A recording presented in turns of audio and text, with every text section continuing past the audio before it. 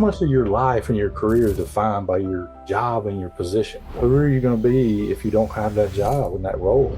Josh Whitley, true veteran. He's climbed the ranks from industrial engineer to CEO, weathered entrepreneurial storms, and emerged with a wealth of hard-earned wisdom. When did you realize that people follow the example you set more than the direction you give them? The last thing I want to do is micromanage people and undermine them and do things around them. And there's a message you're sending too that you don't trust them or you don't think they're capable of operating. I'm where I am today because of them, not necessarily because of me. I'm wondering if you have advice for other leaders. The key advice would be,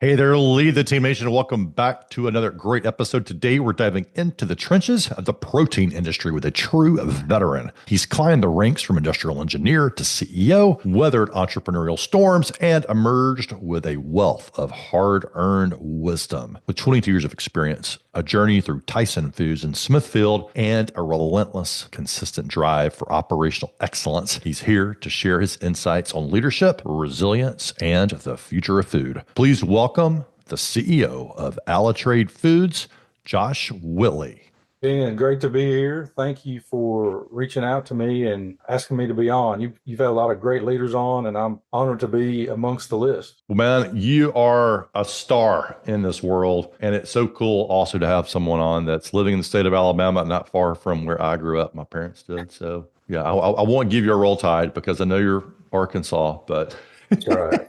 We'll see. It's all SEC stuff here. So That's right. When did you realize that people follow the example you set more than the direction you give them? Well, so I've got to start by saying I've had a lot of really great leaders in my life and my career that have set great examples for me. And really, I'm where I am today because of them, not necessarily because of me. But this particular story, quick one, easy one, that kind of resonates with me and I've used over the years. But it was an example and a lesson that a leader taught me that I think is pretty powerful. And so a young leader seems like more is better and too much is never enough, and constantly working is the way you're going to get to the next level. And so I would take vacation, not often, but when I did, I found myself with my computer working and trying to stay caught up and in tune with the business and making sure that I didn't miss anything. And so, of course, this particular leader, my boss at the time, was wise to all this and didn't reprimand me early on and didn't do it when I was on that particular vacation. But when we got back, I was back in the office and, we're talking about vacation, telling the story, what we did and how the trip was. When we get to the end, he says, Josh, you've got to quit working when you're on vacation because all you're doing is telling your people that it's okay. Everybody underneath you thinks that the expectation is when they're on vacation that they need to stay plugged in and they need to be working, and you're setting a poor example. And so it still sticks with me today. And that was immediately what hit my mind that I call on often. Now it really liberated me too as a leader because I could take a vacation and not have to worry about being plugged in. And that took a little work to really release, but I think it comes with time and maturity. And I'm big on making sure that we don't bother people when they're on vacation and that they're allowed time with their family to disconnect and come back recharged. And just a simple early leadership lesson for me that I think is a great point. Everybody should live by.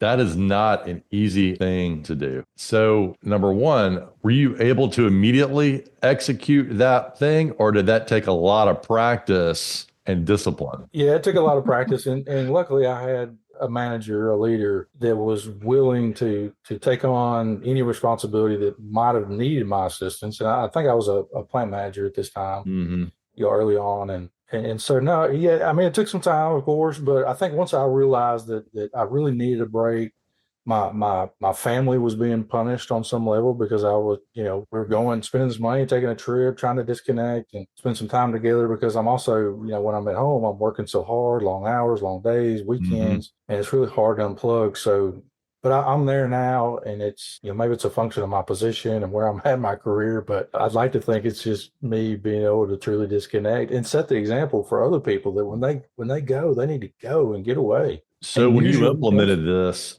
and it sounds like you've talked about like this personal challenge and then this advice that you've gotten that was impactful, did you notice that your team quickly got better at disconnecting, or did it take them a while to make that change for disconnecting on vacation? I think they probably were a little quicker than me, and I think they was probably already good at it. It was more about the optics and the example I was setting as a leader. I mean, there's a message you're sending too that you don't trust them or you don't think they're capable of operating. I mean, there's just so many different ways you could approach it, but I think they just probably appreciated it more than anything that I trusted them. I stepped away. I came back a better person and recharged. And that's really what vacation is. And I always hated having to, sometimes you have to call people back in on vacation. That's not something you want to do ever. You always want to Yeah. give people the vacation they ask for. And so, Yeah, so many good message in there's like the personal experience and knowing that everything you do, your actions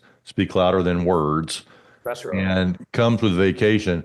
But also, I'm experiencing like on another level too of, and for the leaders listening, are you having the conversation about how to take vacation with your team? And I think a lot of leaders kind of just leave it to chance. It's like, oh, they're taking vacation. Okay. And then they let the person going on vacation say, well, I'm on vacation, but I'm really available, or I'll be checking my email once a day. And just like this, it sounds like you're proposing that, hey, this is a leadership conversation that leaders need to have with their teams and their people to kind of set the culture for vacation taking, to set the standard and kind of work that out. When somebody's on vacation, I make a point to tell everybody else that remains at work not to contact that person. Come to me. Don't, if something's wrong, don't reach out to them. And we've got some really good people in our organization that in our culture here, not that the other cultures I was a part of were bad by any means at all, but we've got a culture here at AlaTrade that is about a really good work-life balance and promotes people being off and away, and we've cross-trained and we've got leaders that step up and take roles, but still have to say, do not bother them. We can handle it. If it gets really bad, we'll come together and figure it out, and we'll make a decision on whether or not we call that individual. Yeah, so good. So lesson there, prioritize it, realize your actions speak louder than words. And if you're the CEO who's like, don't work on vacation, but yet I'm working on vacation, it's a mixed message, and it dilutes your leadership message so much. And I think about parenting too. It's the same thing with, like if you're telling your kids not to do something, but then you're doing it. It's funny.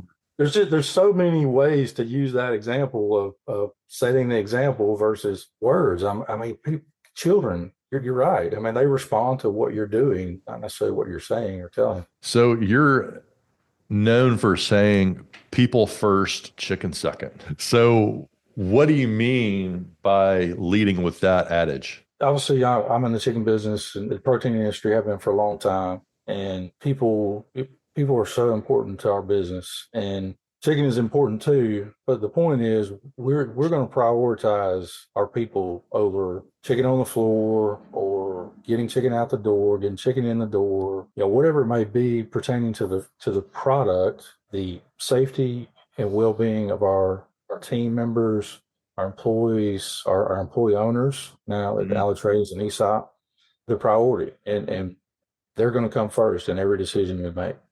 Now, that's not to say that our customers are a very, very, very close second, but our people are our priority. And that's been my mantra for years and years through my career and through this industry is we got to do right by our people if we're going to expect to win every day. So when's a time for you that really paid off? Because it's so easy to say, well, it pays off when we get the protein out. We do it well.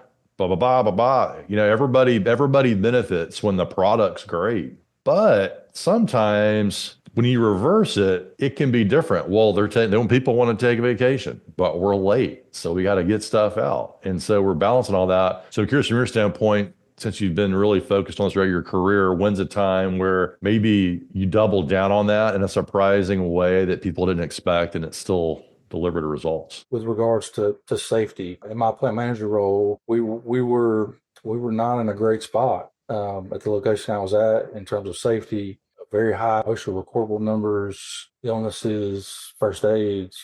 Just we weren't being proactive. We were being much more reactive to people getting hurt. And so, I wish I could take full credit for the transformation, but it was really the organization I was with and their persistent, just fanatical approach to improving safety and really taking care of our people. And so, fortunately, I was a part of that as a leader in the Hmm. company, and we were able to really rally the team. We made safety much more emotional to us, and you start thinking about the fact that these people have been entrusted to you to run your business, but they're there to earn a living for their family, and they go home to possibly three, four, five people, and when they get hurt, it impacts their life, not just at work, but at home.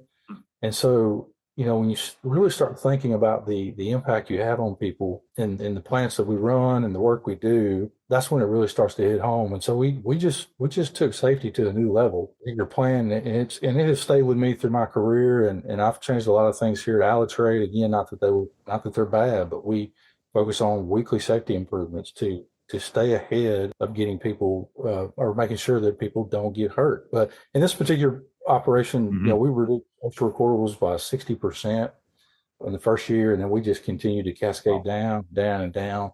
I was there for about 5 years, and every year, year after year, we just reduced. And really, I think when people come to work and they feel safe, their basic needs are met, they've got good leadership, they're generally going to perform, and they're going to stay with you, and you're going to retain them. And it just really improves the entire industrial manufacturing ecosystem, and everything starts to work and click, Hmm. and so it builds trust. It improves performance, obviously. So, and just that caring, when you're working on safety and you're sincere about it, the Hmm. people recognize it, and it goes beyond safety into, like, they care about me as a person and as a worker, and they're not just a number.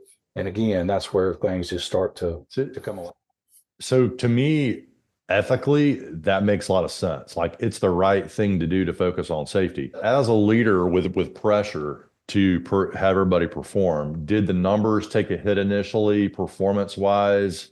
Because when you hear safety, you think about, well, there's more, it could slow production, more red tape, more meetings, more measuring, and you're kind of doing it in the name of long-term performance, or how did you navigate that? No, there were no, it never hurt performance. I think Never if did. anything, it might have costed us more money because we were spending money on fixing things that were broke, and it should have never been that way. But you really start to prioritize it. You look for things, you fix them, you Hmm. spend the money, you get better knives, you get better tools, you put guards up, you Hmm. just do all these things. And so it there might be a short-term financial impact, but it wasn't significant for any of us. And that spend never outweighed the motivation to become a safer company and operation. People are moving. Anytime people are moving in a location, there could be like repetitive use, injury, there could just be, things can happen. And our industry is notorious for that, right? We've Yeah. got knives, we've got variability, it's Yeah. cold, it's wet, we've got machines that are designed to cut flesh and a lot of repetitive motion. So it's almost an inherent part of what we do every day. And so Mhm. you've got to have people that are constantly thinking about somebody lifting a 90-pound tub of chicken and trying to move it. Well, we can't do that. It needs to be like 50 pounds, Right. and then they can Yeah. do it by themselves. So, I mean, you start putting systems in place, that administrative controls, engineering controls, if you can. But to answer your question, we spent money. It was well worth it, and I would do it all over again. We'll continue to spend money to improve safety. Well, I want to reach back into the Josh archives for a second. So you call it your quote MBA experience with a early food processing plant where Yes. you were an investor. This is a story. I want to hear about this. We actually bought this processing plant. My wife and I, we had a 1-year-old son at the time. Of course, I was 28 or 29, young, and I thought I knew everything there was to know about the food business. And I had just inherited a bit of money from a grandparent that passed away, and felt like I wanted to put it on me rather than in the market. And I always had the entrepreneurial itch. I still do. I think that's one of the things that drives me towards business. But so we bought this small processing plant in North Carolina, loaded up our family. I left a six-figure salary with Smithfield and director position, and we went and did this. And so the first year, to make a long story short, the first year was really, really great. I mean, I picked up additional retail establishments. I was distributing DSD to grocery stores. I gained additional spots in Cisco warehouses and US Foods, and we were growing. Wow. I didn't know, yeah, I didn't know anything about sales, so I was learning all that. We got a broker that helped us. I mean, we were doing good. It felt really good. And then the next year, the pork market, and this was 2009, 2010, the pork market started to go up. And I thought, well, how high is it going to go? It can't go too much higher. And it kept climbing, it kept climbing. And I was very resistant and slow at putting in price increases. In fact, I never did it because I felt like if I did that, if I go raise my prices, I'm gonna lose business. The velocity is gonna slow down. They're gonna leave me, whatever it may be. I felt like it was gonna be a detriment to our business. Ultimately, that's what just continued to erode our margins and put me in a really bad position. And then we started to have some regulatory issues, which the food production, particularly meat, is very regulated by the USDA. Wound up getting in bad position there a couple of times. And I learned a lot there about, I had to rewrite all my HACCP plans and SSOPs. And I mean, it taught me so much about the food business and business in general. And I was just buried in the business. Michael Gerber, the E-Myth, but I don't know if all the listeners know. It was that to a T. I had just buried myself in the business. I thought that hard work and just constant focus and being in it is going to get me to where I need to be. And it did everything but that. And so, that was one big learning. And then the other thing I would say is it really elevated my tolerance for failure or problems, it really helped me regulate my emotions when something happens big, because after being just constantly punched in the gut for like 6 months till we were able to exit that, it's like, how could anything possibly get worse than this? And so it really, once I got back into Tyson and the workforce, which they graciously let me in, and my leadership career really started to take off from there. And I attribute a lot of that to this business venture, and wouldn't change it for anything. But it was a lot of work, really taught me a lot of great lessons about business and sales and customers and quality. And I mean, you name it, just all kinds of stuff. So it lasted about 2 years, and it was a learning experience, my MBA. Yeah, what an incredible experience. And so for listeners, if you haven't checked out the E-Myth that Josh mentioned, Michael Gerber, classic book if you're thinking about starting your own business or you have your own business. But my understanding is from reading it, I'm remembering back, what happens to most people when they start a business is they just create another job for themselves, almost accidentally. And there's no one left to sort of run the whole business from a strategic level, because I look at that and I think about that business a lot. I'm like, who's working on the business when I'm doing the business? And it sounds like you got caught in that early on, which is very normal. It just happens. And then we have to sort of fight to try to get up. And we don't always get there sometimes. Right. I couldn't understand how I was going to pay myself and pay somebody else to come in and do what I was doing. But that's very short-minded, shallow-minded. So I should have just been motivated to figure out how to get somebody in there to run the business so I could go grow the business and ultimately do more and bigger things. So, but I've learned my lesson. I don't get buried in try not to get buried in day-to-day things today. And you almost, like, people can tell you not to and watch out for it, but the siren or the temptation is just there. And I was thinking about your career when you were jumping into that. You have the curse of knowledge because you're an industrial engineer background. You understand so much about the business, and then just catching yourself, even as CEO, probably, the business at so many levels, which is a gift, but also, how to do so many jobs. It's like you could go spend all day on the floor. I mean, it probably add value, but who would do your CEO job? Nobody. And we would probably wind up going backwards or shrinking as a result. But just a quick story. So I had a lot of great leaders in my life, but we just done a big project at a plant, and, almost like a complete shutdown for a week, turn it upside down, put in all kinds of new equipment. and we were struggling to get going and get started. And me as I think I was either a complex manager or VP at the time. And, you just got everybody just pitching in, maintenance manager, everybody's working. He said, projects can be like vacuums and you will get sucked in to all the minutia and the just trying to get this thing off the ground, but you've got to get yourself up and out of that so that you can direct traffic and call some plays and redirect people because you're stuck in the forest. But the key there is the word vacuum. I think you just, without even knowing it, you get sucked into the yes.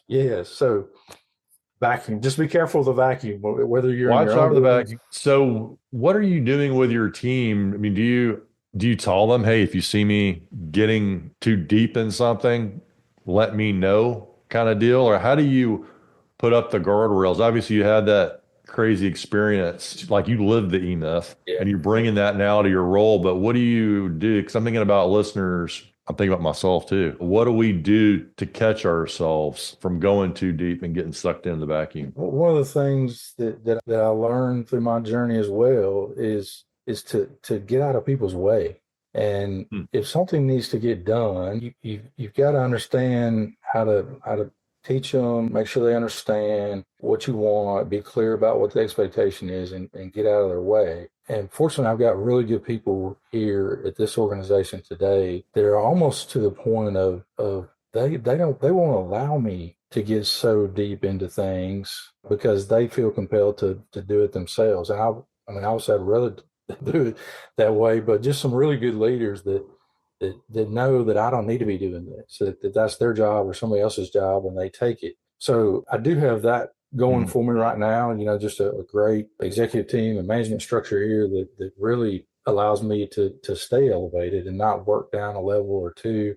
But I think for me, it's just I've gotten to a point where I think I can recognize the fact that I am working down a layer or two, and I try to pass those things off, make sure people understand, and then get out of their way. I had a boss early on that just undermined me like crazy, and he's for me one of the perfect examples of what not to do, and the demonstration of poor leadership. The last thing I want to do is micromanage people and undermine them and do things Mhm. around them. And so, the best thing to do is just make sure everybody's clear on what the expectation is and get out of their way. If they can't cut it, then have a conversation and a coaching about it. And sometimes the tough conversations are where people struggle, but I can do that pretty well, I think. Such a good topic.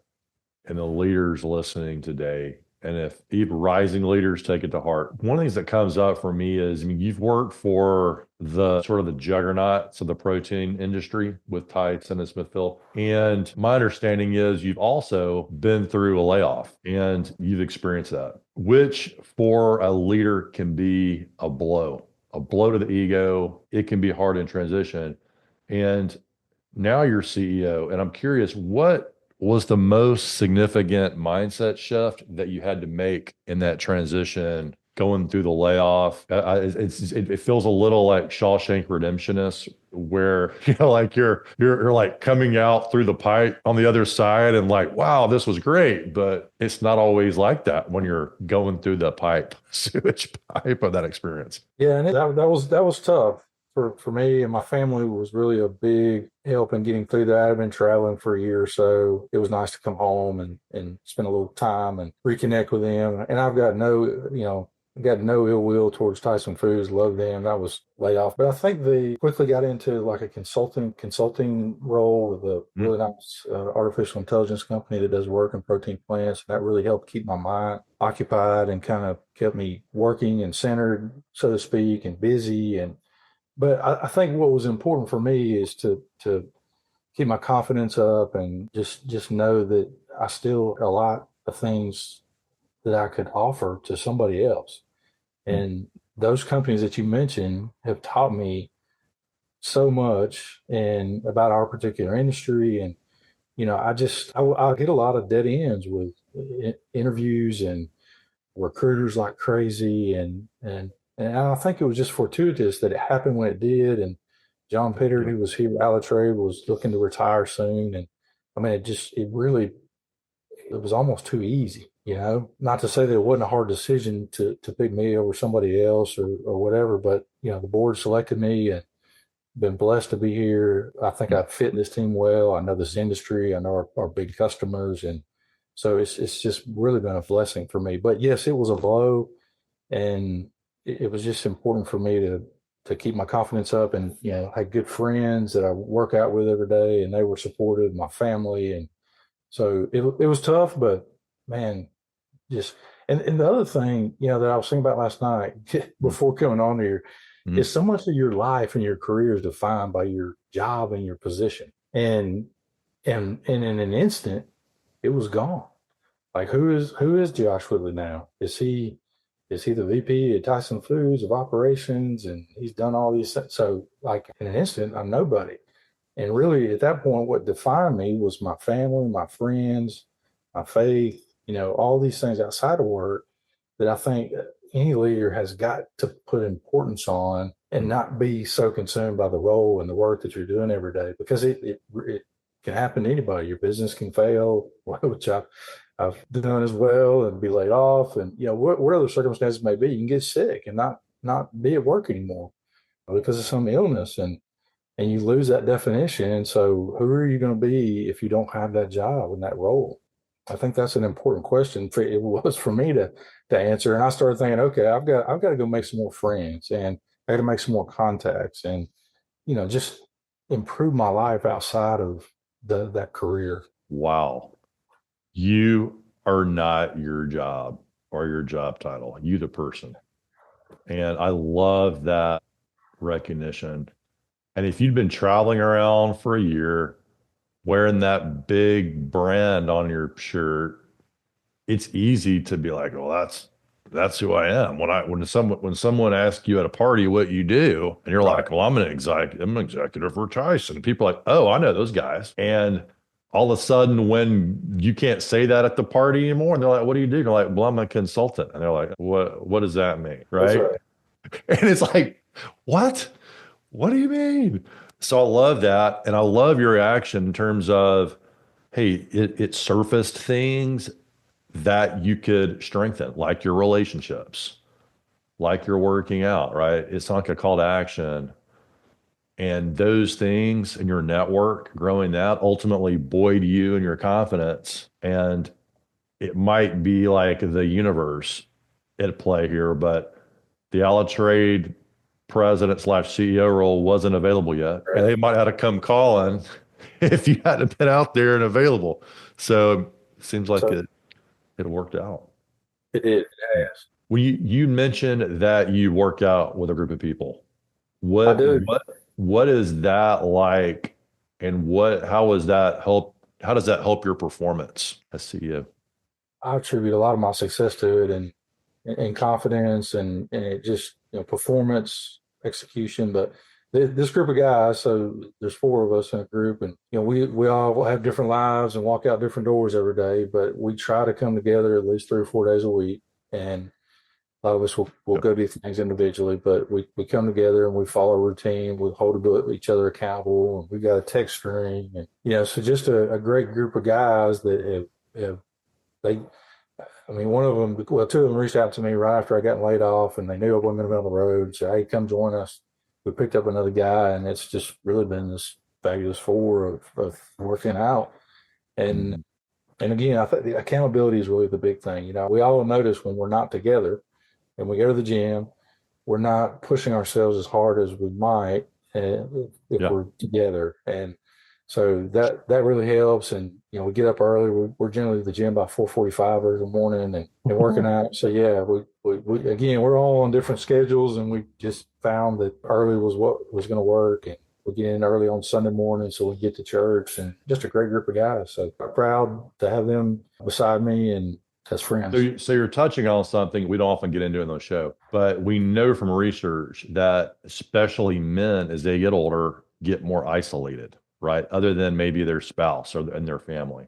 And that does not translate to long-term good health, right? We know having stronger social bonds as you get older is important. So have you always, it just sounds like from your story, you kicked that into high gear after you had the layoff experience.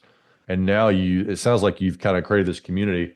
And I'm wondering if you have advice for other leaders looking around and they're like, yeah, I used to have a bunch of friends I used to hang out with about 20 years ago. And now I'm an executive and like, I just have the people that report to me as my main social jam versus outside. So how you kickstart that process?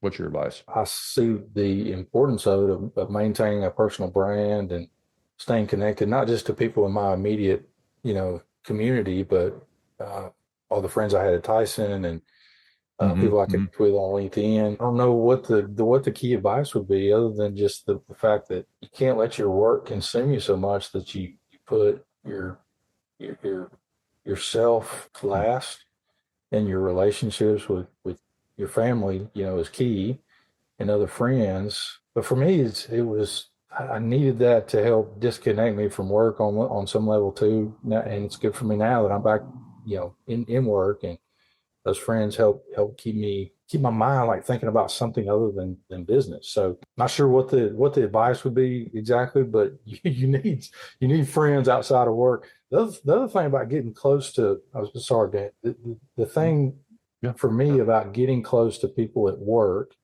and them being your friends, so to speak, is it's hard to be objective with them and hold them accountable. And I've always been, I've always had good relationship with people that work around me, for me, above me, but I have tried to intentionally keep some distance too, because if they ever needed to hold me accountable, I didn't want it to feel like it's a friend thing. And same thing with me. I want to keep the distance so that we've got a very objective relationship, and I don't have to, think about the fact that we're friends outside of work and how's that relationship going to be? Am I going to lose you as a friend? That's just not the way to really run a business. And that's why it gets hard for CEOs. As you rise, it's more isolating at work. Wouldn't you say? I mean, there's a reason that expression is lonely at the top came up in the world a long time ago. Yes, it is. But I think it's also what you make it. You got to be able to get out and play golf and have hobbies and do things that free your mind. So, Josh, we're basically out of time here, but this has been so cool and so fun, and I just love how you communicate your message so authentically, and you're just like, hey, this is what happened. This is my perspective. It's so refreshing.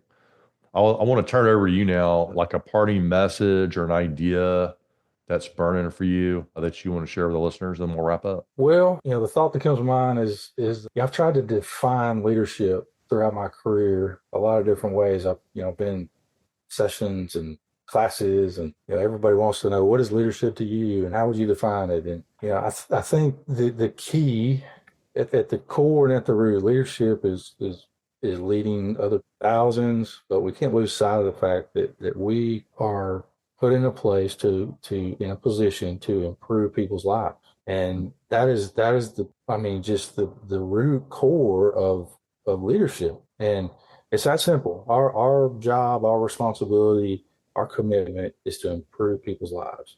And so again, I think if we keep that at the forefront as leaders, not lose sight of it, we can't go wrong. And it's that simple. Improve people's lives. That's leadership. Thanks for coming on and lead the team, Josh. Glad to be here. Thank you, Ben.